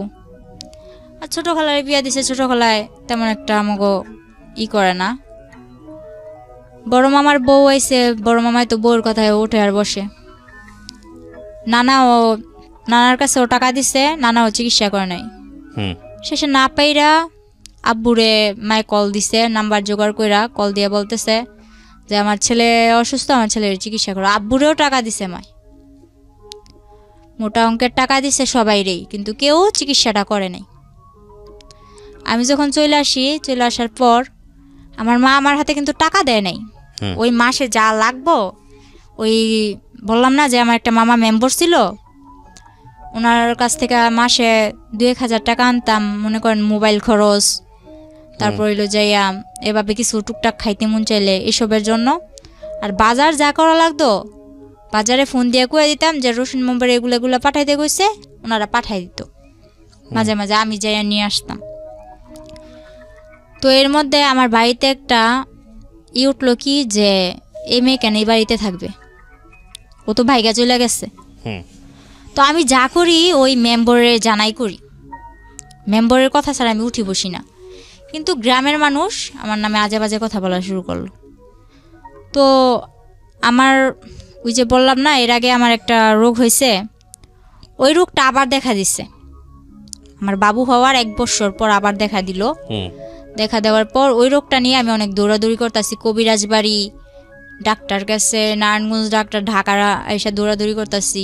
তো তখন আমার মেয়েটারে আমার ছোট ভাই রাখতো, আমি একা একা দৌড়াদৌড়ি করতাম।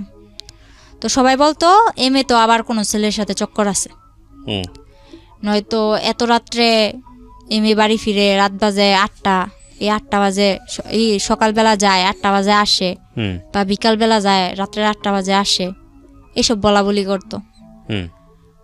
তো আমি বলতাম যে আমি এক জায়গায় গেছি, ওই জায়গায় আমার দেরি হইতেই পারে, ডাক্তারের বিষয়, সিরিয়াল আছে, কত কিছু আছে, বা রাস্তায় জ্যাম ট্যাম থাকে, দেরি হইতেই পারে। তো আমি যে সময় যদি দেরিও হইতো ওই মামারে জানাই দিতাম যে মামা আমার আসতে দেরি হইব, বা মামা আমি আইসা বসছি। তো ওই মামা সব কিছু ওদিক দিয়ে ঠিকই আছে, মামা বাগনি এদিক দিয়ে ঠিকই আছি, মেম্বরে আর আমি ঠিকই আছি। আর আমার মা যে কোনো সমস্যাও আমার মা আমার ওই মেম্বার মামার লগে শেয়ার করতো। পরে আমার মামা সব কিছু জানতো, কিন্তু এদিক দিয়ে আমার বাড়িতে এরকম আমার নিয়ে অনেক বড় একটা ঝগড়া হয় যে আমি অন্য ছেলে নিয়ে ঘুরতে যাই, আমার মেয়েরে আমার ছোট ভাইয়ের কাছে রাইখা, আমার ভাই অসুস্থ, আমার ভাইয়ের কাছে রাইখা যাই। তো এক পর্যায়ে আমি বললাম যে মা আশা করি তো আমার ভাইয়ের তো অনেক অসুস্থ, ওর তো অপারেশন করা লাগবো। আমি মারে না জানাই আমার ভাইয়ের এক্সরে করাই, রক্ত পরীক্ষা যা লাগে করাইছি। করানোর পর মারে বললাম, মা আবার ওই মামারে মা বলল যে ওর হাতে টাকা দিস না, কিন্তু কোন জায়গায় অপারেশন করব ওই জায়গায় তুই টাকা দিবি। তো আমার হাতে টাকা দিতে না করলো। পরে আচ্ছা ঠিক আছে, আমার হাতে টাকা দিত না। পরে আমার গাড়ি ভাড়া দিয়ে যে যামু ওই টাকাটাও আমার কাছে নাই। পরে মানুষের থেকে দাঁড় করে নিয়ে গেলাম। যাওয়ার পরে ওদিকে যাইয়া ভাইয়ের অপারেশনটা করাইলাম। তখন একটা আল্লাহর বান্দা, শুধু আমার বড় খালা গেছে, যার আমার মা 40,000 টাকা দিছিল শুধুমাত্র আমার ভাইয়ের অপারেশনের জন্য। ওই ব্যক্তি ওখানে যাইয়া আমার ভাইয়ের মনে করেন অজ্ঞান কইরা ডাক্তার, আমার ভাই তো তখন আর কি একটু হ্যাংলা ট্যাংলা টাইপের ছিল, ওর ইঞ্জেকশন দিয়া ডাক্তার বের হয়ে বসে আমি অপারেশন করতে পারবো না। ধরতে গেলে আমার ভাইয়ের মরার অবস্থা, আমার খালায় উপরে ঘুমায়। আর আর আমার ভাইয়ের জন্য যে 500 টাকা ধার করে নিয়েছিলাম, ওর তো হার্নিয়া হয়েছিল, লুঙ্গি লাগবে অপারেশন করতে। লুঙ্গি কিনছে ঠিকই, 100 টাকা দা লুঙ্গি কিনছে ঠিকই ফুটপাত থেকে। বাকি যা টাকা ছিল উনি ওনার নাতনির, বড় মেয়ের যে নাতনি আছে ওই নাতনিদের জন্য জামা কিনছে। সামনে কি হইব ওইটা আর ভাবে নাই। তো আয়সা ঘুমাইতেছে, তো আমি যাই বলতেছি খালা খালা অপারেশন তো বন্ধ করে দিছে, আমার ভাই তো খারাপ অবস্থা, আমার ভাই তো মরে যাইব। আমার মেয়েটা আমার কোলে আছে, এই মেয়ে নিয়েই আমি আমার ভাই নিয়ে দৌড়াদৌড়ি করতেছি। তো পরে মনে করেন আমার খালায় তেমন একটা পাত্তা দিল না। এক পর্যায়ে যাই হোক কষ্ট সিদ্ধে আমার ভাইয়ের অপারেশনটা হইলো। অপারেশনটা হওয়ার পর ভাইটা নিয়ে কিছুদিন পর আমার হাজব্যান্ডের সাথে আমার যোগাযোগ হইলো। যোগাযোগ হওয়ার পর এর মাঝখানে আবার কি করছে, রাকিব নামে একটা ছেলে আমাদের গ্রামের পাশের গ্রামের, ওই ছেলে বলতেছে তোর মেয়েও আছে জানি, সবই জানি, কিন্তু তোরে তো আমি ছোট থেকে চোখে চোখে রাখছি, কিন্তু তোর এখন বিয়ে হয়ে গেছে, তোর বিয়ে হোক বাচ্চা হোক যাই হোক আমি তোর নিয়ে যাবো, আমি তোর বিয়ে করুম, সবাইরে জানাই বিয়ে করুম, এসব বলতো। আর ওর বোন আমার বান্ধবী ছিল নাকি, ও বলছে যে আমার বোন তোর বান্ধবী ছিল, তুই নাকি ছোটো থেকেই বলতি যে আমার স্মৃতিপাটি, আমার বিয়ের সময় স্মৃতিপাটি, তারপর এলো না কেন লোকে সব দিয়ে বিয়ে, ওই এগরা বেগরা ও বলতেছে। পরে মনে করেন ওই ছেলে পাগলের মতো ছিল, ওই ছেলের মা হাতে পায়ে ধরা কান্নাকাটি, এসব না মাথায় না নিয়ে যখন ফারুক আবার আমার সাথে যোগাযোগ করা শুরু করলো, তখন আমি আবার ফারুকের বললাম আচ্ছা ঠিক আছে তুমি আইসা আমার নিয়ে যাও। তো আমার ভাইয়ের অপারেশন হয়েছে, কিছুদিন হইলো। আমার বাড়ির মানুষও মনে করেন আমি কোনোখানে গেলে এরকম বাজে বাজে কথা বলে, তো চারিদিক দিয়ে মনে করেন আমি একটা অশান্তির মধ্যে ছিলাম। তো আমি বললাম যে বাপের বাড়ির ইয়ের থেকে ওই শ্বশুর বাড়ির জ্বালাই বালা, এটা কইয়া মনে করেন এর মধ্যে আমার বাপেও হয়েছে, আমার বাপেও হইয়া মনে করেন আমার লগে বাজে বাজে ব্যবহার করে। তো মারে কইলাম তুমি ফোন দিয়া আব্বুরে আনছো কে, আব্বু তো এরকম বাজে বাজে ব্যবহার করে। তো মায়ে বলতেছে কষ্ট করে চল, আর একটা বছর পর তো আমি আইয়েই পড়ব। পরে আমি ফারুকরে খবর দিলাম, ফারুক এসে আমার নিয়ে গেল। নিয়ে যাওয়ার পর আমার অপারেশনের ভাই 2 মাসও হয় নাই, নিয়ে গেলাম ওখানে যাই, আমার ভাইয়ের ওষুধও বন্ধ। ওই যে আমার স্কুলে ভর্তি করেছিল ওটা, তখন আবার আমি বললাম যে আমি শুরু করি, মোটামুটি শুরু করতেছি। তখন আমার ভাই ছোট, আমার ভাই তো অপারেশনের মানুষ, একটু একটু কিছু খাইতেই চায়। তখন আমি আলাদা করে চলে গেলাম, আমার সংসারে আমি চলে গেলাম। তখন অনেক একটা ভালো দিক ছিল আমার, মনে করেন 3টা মাস আমি যেমন জান্নাতের মধ্যে ছিলাম এরকম আমার মনে হয়েছে। আমার স্বামী, সংসার, ভাই, আমার মেনিয়া, আমি অনেক ভালো একটা দিক ছিল।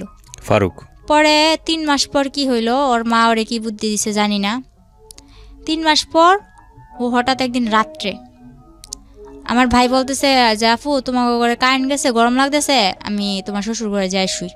তো গেল আমার ভাইয়ের, আবার আমি ওখানে নিয়ে মাদ্রাসায় ভর্তি করে দিছি। তো ওর পড়ালেখা নিয়ে ওই ব্যস্ত। তারপর আমি আর কি বই নিয়ে বসছি, আমার শ্বশুর আসছে এর মধ্যে, বলতেছে কি রে পড়স, বলতেছে হ্যাঁ পড়ি। পরে বলতেছে আচ্ছা ঠিক আছে পড়, আমি কি বসে থাকবো, আমি কই না। কয় ফারুক কে আইসে, আমি কই না আসে নাই। পরে আমার শ্বশুর আরে ফোন দিয়ে বলে তুই কই, বলে আমার আসতে দেরি হইব, তোমরা যাই ঘুমাই পড়ো। তো আমি না খাইয়া বসে আছি, ও আসবো আমি খাম, আমার মেরে ঘুম পাড়াইছি। রাত্রে 12টা বাজে ও একটা মেরে নিয়ে এসে দাঁড়ায়, পরে আমি এত কিছু মাথায় নেই আসতেই তো পারে, তো এটা যে কে আমার ধারণা ছিল না। আনলাম ঘরে, আমি চিল্লাচিল্লি করতেছি এত দেরি করে আইসো। তারপর হঠাৎ করে খেয়াল করলাম যে উনি কে, বলে যে এটা তোমার আপা হয়, ওটা আমার আপা হয়। পরে যখন বললাম, তারপর বললাম যে আপা হয় তো ভিতরে আসেন, আসলো। তো ওরে আমি বললাম যে হাত মুখ দিয়া খাওয়ার জন্য আসো। তো হাত মুখ দিয়ে গেল, মেয়েটা মাঝের দরজায় খাড়ায় আছে, নড়েও না চড়েও না, এক টিপে দাঁড়ায় আছে। তো আমি বলতেছি যে আপার ডাক দাও, তুমি খাইবা, উনি কি চেয়া থাকবো নি। তারপর ওই মেয়েটা বললো না আমি খাইছি। ফারুক কি করলো, আমার সামনে ভাতগুলা নিয়ে সবসময় ওই 3 মাস ও খাইয়া তারপর আমার খাওয়াই দিত। ওই দিন কি করলো, ও ভাত নিয়ে নাড়তেছে। তো আমি বলতেছি তুমি খাইবা কোন সময়, আমি বা খামু কোন সময়, এতক্ষণ ধরে বসে আছে, আমার খিদা লাগছে, তাড়াতাড়ি করো। ও বললো কি আমি খাইয়ে আসছি। ও বাইরে থেকে ওই মেয়েটার সঙ্গে একসাথে খাইছে। তো আমি বললাম আমি এতক্ষণ ধরে না খাই আছি আর তুমি বাইরে থেকে খাইছো? কয় হ্যাঁ। পরে আচ্ছা ঠিক আছে, না খাইলে নাই, এত কিছু মনে নেই নাই। পরে ও আমার ডাকতেছে যে আসো বিছনাটা করে দিয়া যাও। তো আমি বলতেছি এই আপা শুইব কই? পরে কইতেছে যে তুমি ওই রুমে বিছনা করো, ওই রুমে বিছনা কইরা বাবুরে ওই রুমে নাও। তো যে ওয়াল ক্লাকটা ছিল ওইটা আমার বাবুরে ও কোলে নিয়ে ওয়াল ক্লাকটা টান্দা নিয়ে বলতেছে ওই রুমে। আচ্ছা ওই রুমে বিছনা করলাম। তো আমি ভাবছি ওই রুমে ও আমার সাথে শুইব, আফুটা একা এদিকে শুইব। পরে ও কি করলো, ও খাটের মধ্যে বসে আছে। আফুরে বললো যে তুমি শুয়ে পড়ো। তো আপু ওর ওর পাশ দিয়া যাইয়া খাটের মধ্যে শুয়ে পড়লো। ও বসে আছে, ও নড়ে না। পরে আমি বললাম কি ব্যাপার, তুমি আসো না? ও আসে না। তখন আমার মনে কিছু একটা বাড়ি খেলো। আমি সারা রাত মাছ দরজায় বসে আছি, কিন্তু আমার কোনো কথা নাই, শুধু চোখ দিয়া পানি পড়তেছে যে আসলে কি হইতেছে। পরে সকালবেলা আমার শাশুড়ির খবর দিলাম। খবর দেওয়ার পর আমার শাশুড়িও কিছু করলো না। 3 দিন মেয়েটা আমাদের বাড়িতেই থাকলো। কিন্তু আমার ভাইরে এক বিন্দু বুঝতে দেয় নাই যে ফারুক ওরে আনছে কি ভালো মন্দ। আমার ভাইরে এতটুকু বুঝতে দেয় না, যার জন্য আজও পর্যন্ত আমার ভাই বলতে পারে না এসব কিছুই হয়নি। পরের দিন যখন ওর মার সাথে আমি বললাম যে এরকম এরকম কই আনতেই পারে, ভালো কথা, বিয়ে করছে ভালো কথা। আমি কিন্তু বিয়ের কথাটা তুলি নাই। আমি যখন বলছি এই মেয়েটাকে ও আনছে খালাতো বোন বইলা, তো খালাতো বোন ভালো কথা, তো এক বিছানায় থাকে কি কইরা? কয় তুই ছোট মানুষ, এসব বুঝবি না। তো হ্যাঁ আমি মানলাম আমি ছোট মানুষ, আমার বয়স 14, কিন্তু আমার তো এতটুকু বুঝার ক্ষমতা আছে এক বিছানায় কি করে শোয়। তো পরে আমার বললো কি যে হ্যাঁ বিয়ে করছে আনছে, তো তোর কি? এটা আপনাকে কে বলেছে? আপনার শাশুড়ি? শাশুড়ি বলতেছে। তো আমার শাশুড়ির ঘরে নিয়ে যায়, আমার শাশুড়ির ঘরেই থাকে, ফারুক আমার সাথে থাকে। আমার ভাইটা মাদ্রাসায় আসে যায়, আমার ভাই কিচ্ছু জানে না। পরে মনে করেন 3 দিন পর ওই মেয়েটা ওই মেয়ের বাসায় চলে যায়, আমার ঘরে আবার অশান্তি শুরু হয়। ফারুকের মেজু বোন যেটা, ওটার হাজব্যান্ড আবার ঘর জামাই থাকে, ওটাকে আইনা আমার ঘরে তুললো। আমার সংসার তো চলেই, এর মাঝে ওই সংসারও এই ঘরেই থাকবে। ওদের ঘরে 2টা বাচ্চা আছে। আর ওরা আর কাদের ঘরে 2টো বাচ্চা? ওই আমার ননাসের ঘরে। ওরা এখানে থাকবে। তো এক পর্যায়ে আর কি আমি বিষয়টা মাইনা নিতে পারি না। আমি অনেক চিল্লাচিল্লি করার পরে ওরে বলি যে আমি এগুলা পারবো না। আপনার বিয়ে হয়েছে 12 বছর বয়সে, আপনার কথা যদি ঠিক থেকে থাকে তখন আপনার বয়স 14 বছর। আপনার তখন একটা বাচ্চা হয়ে গেছে। বাচ্চার বয়স তখন কত, 1 বছর বা 2 বছর? হ্যাঁ 1 বছর। 1 বছর। আর আলটিমেটলি হচ্ছে এই সময়ে আপনার হাজবেন্ড আরেকটা বিয়ে করেছে। ওকে। পরে ওরে আমি বলার পর আমি বলতেছি আমি থাকবো না তোর সাথে। আপনার মা কোথায় তখন? তখন আমার মা বিদেশ। তখনও বিদেশ? আচ্ছা। তখন আমার যখন অনেক মারধর করে আর কি, পরে এক পর্যায়ে আমার অনেক মারে আর কি। ও বলতেছে তোর পাগল বানাই দিম, তোর পাগল বানায় ছেড়ে দিম। তারপর আমি কি করলাম, মাইর খাইয়া সকালবেলা উঠা ওরে আমি বললাম তুমি আমার এরকম করে মারতে পারলা, আমি তো তোমার কাছে ইচ্ছা করে আসি নাই। এর মধ্যে ও সবাইরে জানাইছে কি, আমার বাড়ির লোক ওর বাড়ির লোক সবাইরে জানাইছে আমাদের মধ্যে কোনো একটা সম্পর্ক ছিল, আমরা প্রেম করে বিয়ে করছি।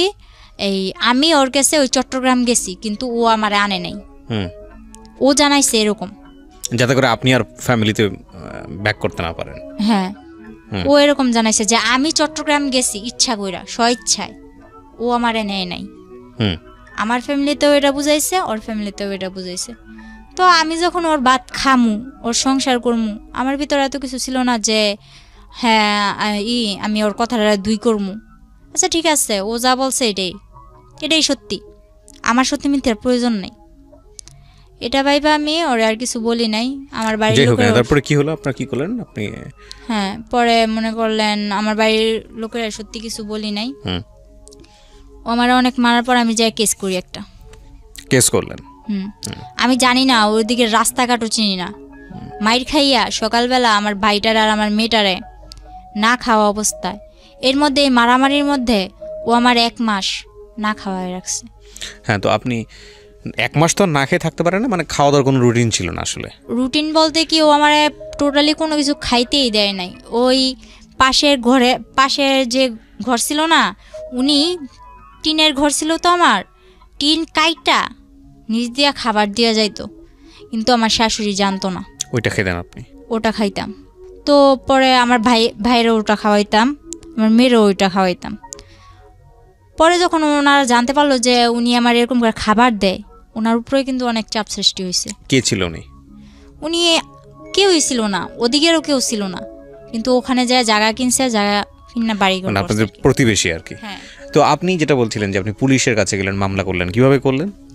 মনে করেন ও আমার 500 টাকা দিছিল যে ডাক্তার কাছে যাবি, ওই টাকাটা নিয়ে রাত্রে মাইরা আবার রাত্রে 500 টাকা দিছে যে ডাক্তার কাছে যাবি।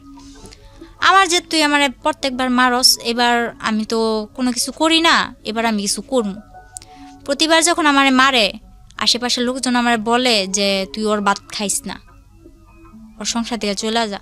ওর আরেকটা বউ তখন আপনাদের ঘরেই? না না, তখন ওই 3 দিন থাকার পর ওই বউর বাসায় চলে গেছে। আচ্ছা। পরে কি করছে, ও পেশায় কি করতো? ফারুক পেশায় কি করতো? তখন আমি গাড়ি কিনা দিছিলাম। কিসের গাড়ি? ওই মিনি ট্রাকগুলো আছে না, ওগুলো চালাতো? হ্যাঁ। মানে এটা আপনার মার টাকা দিয়ে? মার টাকা দিয়ে না, কিস্তি তুলছি, কিন্তু মার থেকে নিতে হইতো কিস্তিগুলো আর কি, মার থেকে ধরতে গেলে আদায় করা হইতো। ঠিক আছে, বলেন তারপর। কি রাস্তায় যা দাঁড়াইছি, এমন অবস্থায় আমি পুলিশের কাছে যাইতে, যে কোন জায়গায় যাইতে এটাও জানতাম না। তো এক পর্যায়ে একটা লোক আমার দেখা বললো যে কই যাইবা, বললাম এরকম আমার মারছে, আমি কেস করবো। তো ওই লোকটা বিনা স্বার্থে বিনা ভাড়ায় আমার নিয়ে যায় থানায়। তারপর যে কেস লেখলো, উনি 200 টাকা রাখছিল। এরপর স্যারের কাছে নিয়ে যায়, এসআইয়ের কাছে নিয়ে যায়। এসআই মনে করেন বলে আচ্ছা ঠিক আছে দেখবো, টাকা দেন। তো 500 টাকা আমার কাছে ছিল, তারপর কইছে আমার কাছে 1 টাকাও নেই।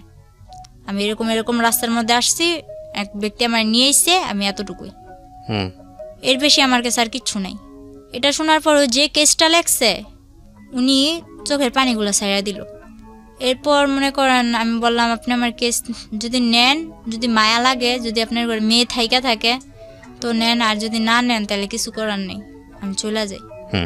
এটা বললে আমি চলে আসি। চলে আসার পর ওনার নাম্বারটা নিয়ে আসি, এসআই স্যারের নাম্বারটা আমি নিয়ে আসি।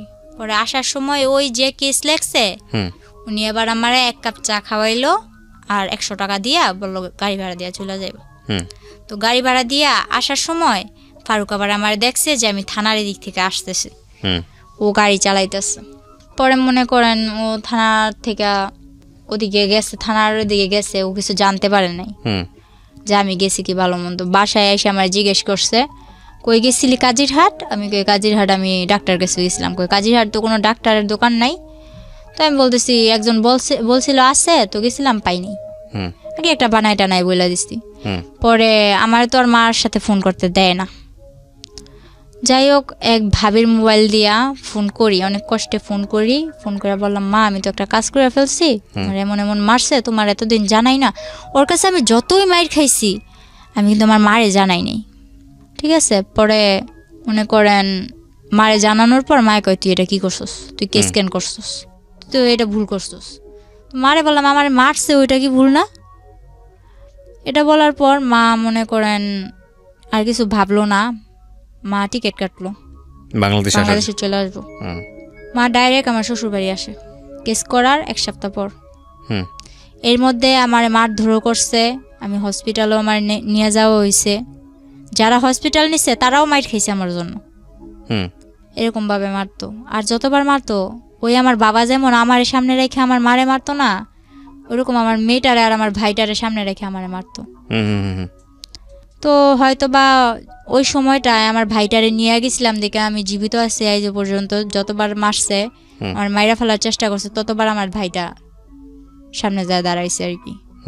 পরে ওরে কি করব, ওর আর কিছু করার নাই। মায়ে গেল, মায়ে যাওয়ার পর মায়ে অনেক টাকা পয়সা ভাঙলো কেসের মধ্যে। আমরা যদি 5,000 খাওয়াই, ওরা 10,000 খাওয়ায়, ওরা যদি 10,000 খাওয়ায় আমরা 20,000 খাওয়াই। এরকম করতে করতে এক পর্যায়ে কেসটা কিভাবে ওরা নামাই নিয়ে এসে বসছে টাকা দিয়ে। তো কি করছে, মা বলতেছে 3 দিন পর মা বলতেছে আমি বাসায় চলে যাই, আমারও তো ঘর দুয়ার যায় ঝাড়তে লাগবো, এতদিন পর 3-4 বছর 2 বছর ধরে ঘরটা এরকম ভাবে পড়ে আছে, তুই আয়। তো আমি বলি মা আমি তো আসার পর মাত্র 27 মাস ধরে এদিকে আসা হয়েছে। কেসটা কি হলো? তারপর কেসটা কি হলো নাকি কেসটা হলো না? কেসটা আর হয় নাই, ওরা টাকা দিয়া সব মীমাংসা করে একদম মাটি, পুরা ঠান্ডা, কোনো কথা নাই। পরে মা চলে আসার পর মা এক জায়গা দিয়ে আমার ভাইটা তখন বন্যায় আমার ঘর, ঠিক আছে, আমার মারধর করার মনে করেন 1 মাস আগে নাজিরহাট বন্যা হয়েছিল, হয়তো শুনছিলেন, চট্টগ্রাম তলায় গেছিল পুরা। আমার ঘরে প্রায় আমার বুক সমান পানি, আমার ঘরের পিড়া টিরা সব কিছু নিয়ে গেছে, শুধু আমার ঘরটা পাকা ছিল দেখে আমার ঘরটা টিকে আসছিল এক পর্যায়ে স্রোতের মুখে। তো এই মনে করেন আমার শুধু ভিটাটার জন্য আমার ঘরটা ছিল। পরে আমার ভাই আর আমার মা বিদেশ থেকে আসার পর আমার এই যে মারছে, ওদিকে না চাইয়া আমি বলছি যে মা আমি ওর ভাতই খামু। মানুষ কত কষ্ট করে ভাত খায় না, গাজারুর ভাত খায়, জুয়ারুর ভাত খায়, আমি ওর ভাত খামু। পরে তারপর বলছেন আপনি ফারুকের ভাত খান। হ্যাঁ, আমার একটা মেয়ে আছে, আমি খামু। কারণ আমার মায় ও আমার বাবার রেখা চলে আইছে, এখন আমিও যদি চলে যাই তাহলে মানে আপনি চিন্তা করেছেন যে আপনার মতোই যদি আপনার মেয়েটার ফিউচার হয়, যাতে না হয় সে কারণে। পরে কি করলাম, মারে এসব বুঝে মারে বাসায় পাঠাই দিলাম। মায়ে আসলো, মায়ে এসে 3 দিন পর মনে করেন আমার উপরে আবার মারধর করার পর আমি বললাম যে আচ্ছা ঠিক আছে, আমার মারধর করিস না, আমি বাসা থেকে ঘুরে আসি, আমি আবার চলে আসবো, কিন্তু বাসা থেকে ঘুরে আসি। পরে বলতেছে তুই তো গেলারাবি না। পরে বলতেছি না আমি আমু। তখন গ্রামের মানুষ একটা প্রশ্ন তুললো, কি কয় তোমরা যে বিয়ে করছো বিয়ের প্রমাণটা দাও। আমারে বলতেছে বিয়ের প্রমাণ দিতাম। ও বলে আমরা কোনো বিয়ে করি না, এতদিন আমরা অবৈধ সংসার করছি, এতদিন আমরা অবৈধ সংসার করছি। এটা যখন ও বলে তখন আমি বলি যে ওই যে লেখালেখি দেখছি, আমি বলি না আমি আলহামদুলিল্লাহ কইছি ঠিকই, কিন্তু আমার তো এতটুকু খেয়াল আছে যে ওই সময় কিছু লেখালেখি হয়েছিল। পরে বলতেছে আচ্ছা ঠিক আছে ওই প্রমাণ দাও। ও বলে না এর কোনো প্রমাণ নেই। তো আমার বিয়ে তো হয়েছিল কক্সবাজার চকরিয়া, ওই ঠিকানাটা আমার মারেও দেয় না, আমারও দেয় না। এক পর্যায়ে আমি বললাম আচ্ছা ঠিক আছে তুই ঠিকানা দিবি না ভালো কথা, আমিও অসুস্থ, তুই আমারে টাকা দে, আমি বাসায় যাবো। আমি তোর 1 টাকাও দিতাম না, তুই যদি বাসা থেকে সুস্থ হয়ে আইতে পারস তাহলে তুই যা, কিভাবে যাবি, তারপর আবার চলে আবি। তারপর আমি মার থেকে টাকা নিয়ে 800 টাকা নিলাম, টাকা নিয়ে বাসায় চলে গেলাম। বাসায় চলে যাওয়ার পর ওরে মারে বললাম বুঝা যে মা আমি ওর ভাত খামো না, ব্যাস এতটুকুই। এরপর ওই ওদের গ্রামের মাতবর চেয়ারম্যানরা বলতেছে কি ব্যাপার তুমি প্রমাণ দিতে পারতা না, তাইলে সত্যি সত্যি এতদিন তুমি অবৈধ সংসার করছো। পরে আবার আমি আমার মার থেকে মনে করেন খোঁচায় টোচায় টাকা নিয়ে যে জায়গায় বিয়ে হয়েছিল ওই জায়গায় গেছি, আমি ওই জায়গাটাই গেছি, যাইয়া ওই কাজিরে খুঁজা বাইর করছি আমি একা, আমার মেয়ে আমার মার কাছে। আর আমি একা ওই কাজিরে চট্টগ্রাম চকরিয়া যাইয়া ওই কাজী মতিন রে খুঁজা বাইর করি। খুঁজা বাইর করার পরে ওই কাজের অনেক বুঝা টুজা টাকা পয়সা কিছু দিয়া আমার বন্ধু বান্ধব কতগুলো আসছিল, ওই যে বন্ধু বান্ধব কিন্তু আমার না, বন্ধু বান্ধব ওরই, ওই যে আমার মেসেঞ্জার বুঝাইছে, ফেসবুক বুঝাইছে যে এই যে দেখ ফেসবুক এমনি চালায়, মেসেঞ্জার এইভাবে চালায়, এইভাবে চ্যাটিং করে। তো ওর বন্ধু বান্ধব গুলারে আমি ফোন দিছি যে এরকম এরকম। তখন ওর বন্ধু বান্ধব গুলা ওর হইয়া আর একটাও কথা কয় না, সবাই আমার হয়েই কথা বলে। পরে আমি যখন বুঝা বললাম যে ভাই আমি তো এরকম কাবিনের কাগজ নিতে আসছি, মানে তো আমার দেয় না টাকা ছাড়া, আমার কাছে তো যাওয়ার ভাড়াও নাই। এটা বলার পর পরে বলতেছে আচ্ছা ঠিক আছে আমরা দেই। তারপর ওনারা 4-5 জন ম্যানেজ করে আমারে 4-5 হাজার টাকা দেয়। আচ্ছা, ওইটা দিয়ে আমি কাবিনের কাগজটা তুলে নিয়ে যাই, কিন্তু নিয়ে যাইও কিছু করতে পারি নাই। ওই ছবি তুলা ইমুতে মাতবরের কাছে দিছিলাম। তারপর কি আমি ওর বাদ খামু না। এর মধ্যে আমার বাবা কি করলো, 12 বছর পর আমার মারে বললো কি আমার মেয়ের সাথে এত বড় অন্যায় হয়েছে, যে বাবা নিয়ে বলতো যে ও আমার জন্মের না, ওই বাবা বলতেছে আমার মেয়ের সাথে যখন এত কিছু হয়েছে আমি এর শেষ দিকে সারমু। ওই আমার বাবা দোকান ভাঙচুরে এগুলা করে আমার মারে আর কি একটু একরকম পটাইলো। মারে পটানোর পর মা বলতেছে 12 বছর পর যখন ও মেয়ে স্বীকার করছে, মেয়ের জন্য এত কিছু করতেছে বা করবো, তাইলে ওরে আমি আনতেই পারি। গ্রামের সবাই বলছে দেখ তুই ওরে আনিস না। আমার বাবারে ডাইরেক্ট 2 হাত দানা করছে যে ওরে কিন্তু তোর সংসারে আবার আনিস না। তো আমার মা আনছে, আনার পর আমরাও ভাবছি বাবা পাইছি দুনিয়া পাইছি।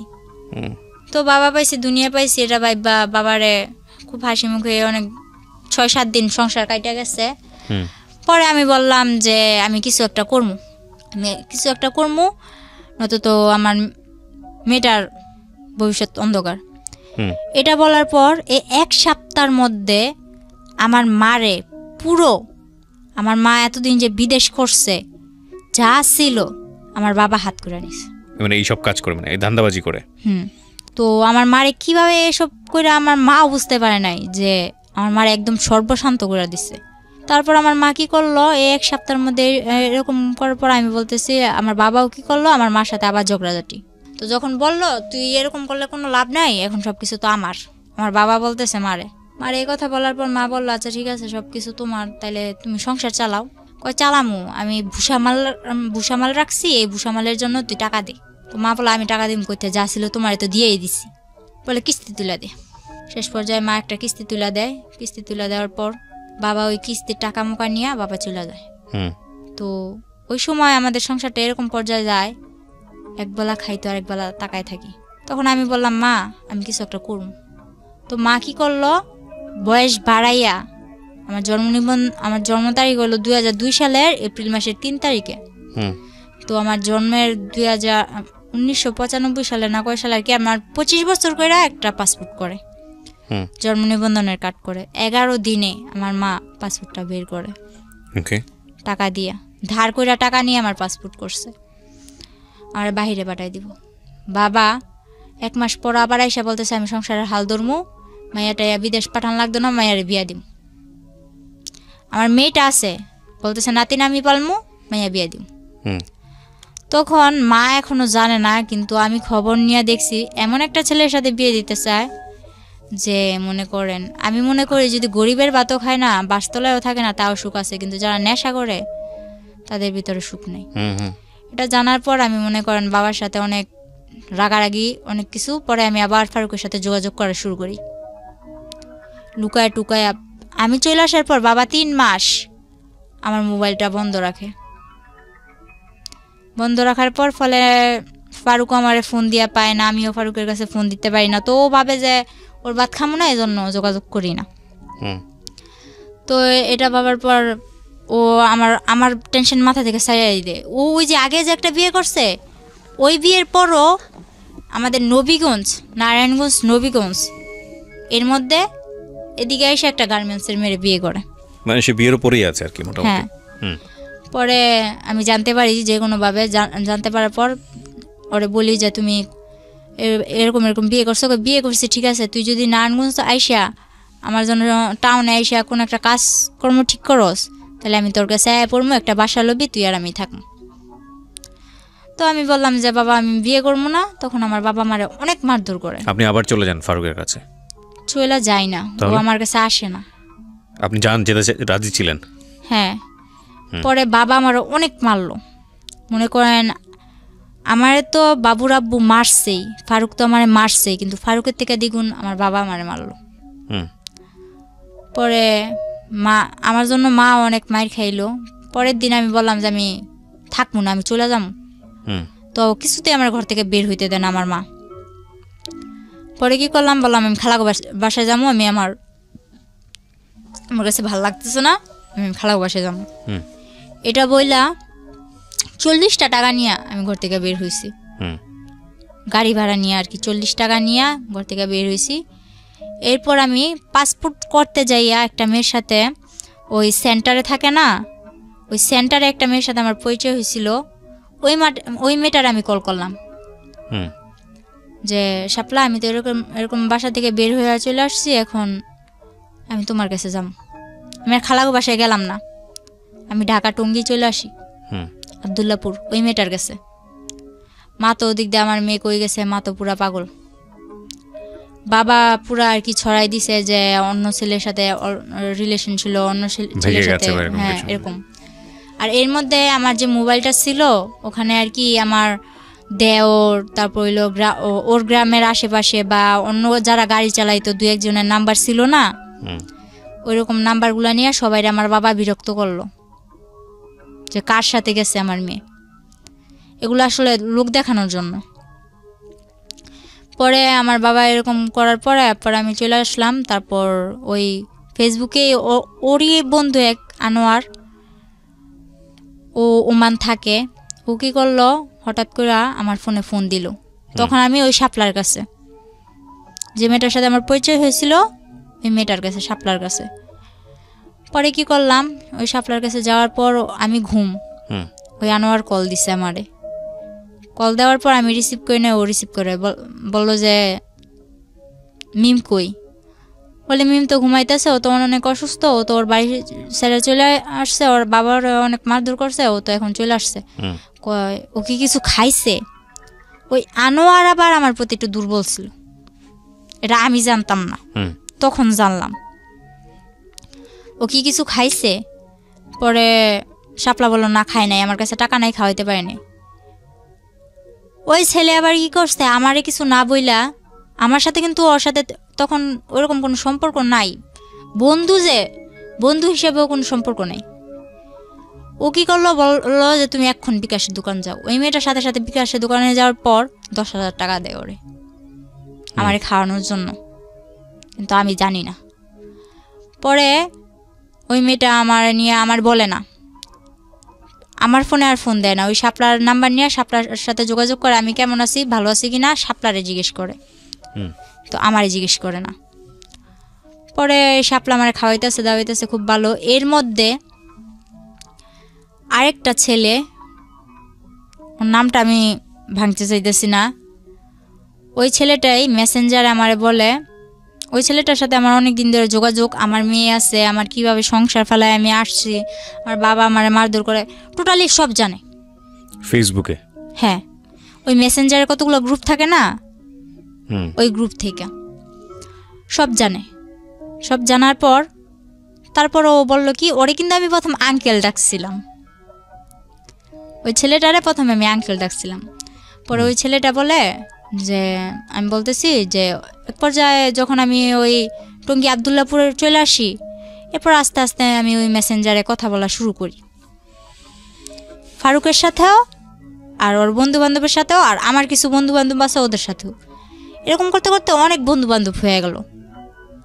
তো ওই ছেলেটা বলতেছে যে তখন আমার ফেসবুকে সবাই বাবলি নামে চিনত, তো যেখানে মারিয়া নামটা শোনে ওইখানে আমার হাজব্যান্ড ফারুক আমার ভাইরাল করে, ওই অন্য মাইশের বডিতে আমার ফেস টেস লাগায়া ভাইরাল করে, অপমান করে।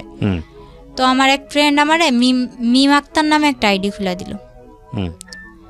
তো মিম আক্তার নামে আইডি খুলে দেওয়ার পর তখন থেকে আমার মিম বলে। যখন ওই ছেলের সাথে আমার পরিচয় হইল, ওই ছেলের সাথে পরিচয় হওয়ার পরে আমি বলতেছি যে এরকম আমার একদিন জিজ্ঞেস করতেছে যে তোমার সমস্যা কি, তুমি কারোর সাথে বেশি মিশো না কেন, আর তোমার দেখলে সবাই এত অপমান করে কেন। এটা যখন বলছে তখন আমি সবকিছু ওর কাছে